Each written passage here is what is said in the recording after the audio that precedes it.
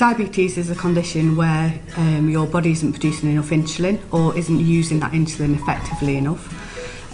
So you require either lifestyle changes or treatments to prevent long-term conditions.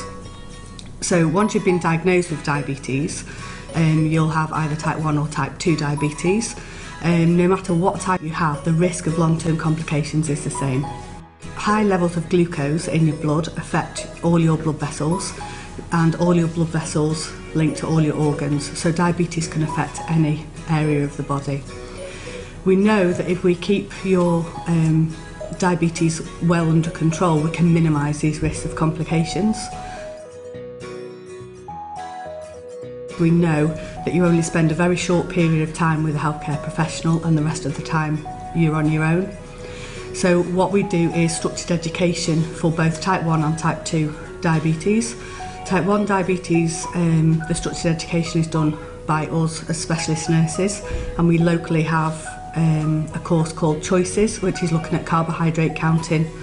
If you've got type 2 diabetes, we have a local structured education programme called Diabetes Essentials that's run by the dietitians. The main factor in type 2 diabetes is looking at your diet and lifestyle, and in particular making sure that you're reducing carbohydrates, which turn into sugars.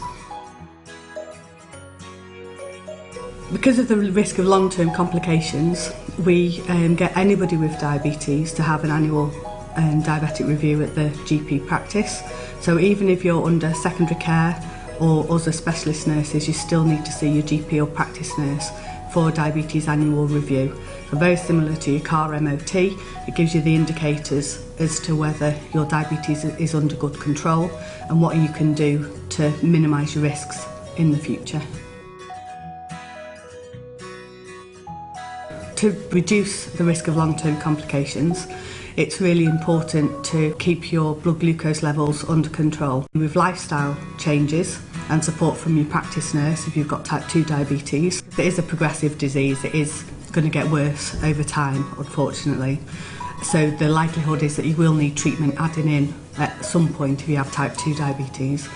But once you're on treatments, it's making sure that you're taking those treatments at the right times, on the right days, and making sure that you have the follow-ups and carry on with the diet to make sure that we keep your blood glucose levels as tight as possible, and that should minimise any risk in the future. Type 1s with their insulin regimes still need to keep their control tight, but they're just doing it slightly differently with insulin rather than dietary measures and tablets.